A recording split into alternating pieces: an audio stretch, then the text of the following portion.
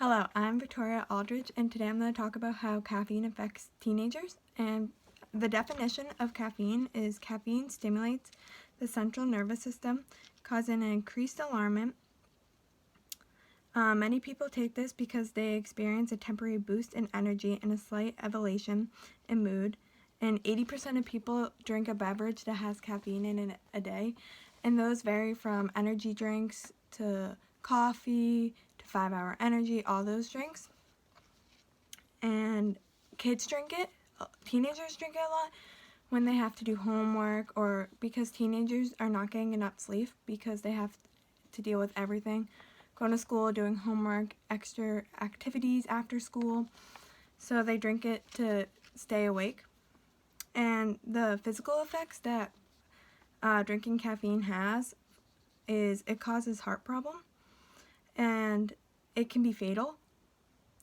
Caffeine toxicity can be. And this happened to Logan Steiner, a high school student from Ohio. He suffered cardiac problems. His heart just increased and decreased fatally, and he also had a seizure after powdered caffeine. And the doctors determined he took more than a teaspoon of powder, which is 16 times the recommended dosage. Caffeine powder is usually marketed as a dietary supplement and is not regulated by the FDA, and it's often purchased online.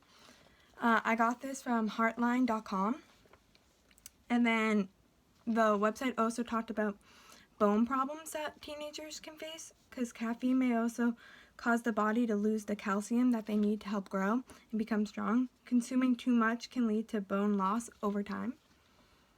And the final thing I'm going to talk about for physical effect is high blood pressure. Caffeine affects blood pressure, but it seems to be temporary. Also, it seems to have the strongest impact of people who are not used to consuming it. So if they consume it a lot, then they'll have blood pressure problems for the rest of their lives, and they'll have to take pills. But it also affects people's mental states. It first gives anxiety to people, because according to the Harvard Medical School, caffeine uses to mimic symptoms of anxiety. So it'll have nervousness, shaky hands, just everything anxiety has, and sweating. And 25 healthy men found that who ingested caffeine, approximately 300 milligrams of caffeine, experienced more than double the stress of people who take a placebo. And it can cause insomnia.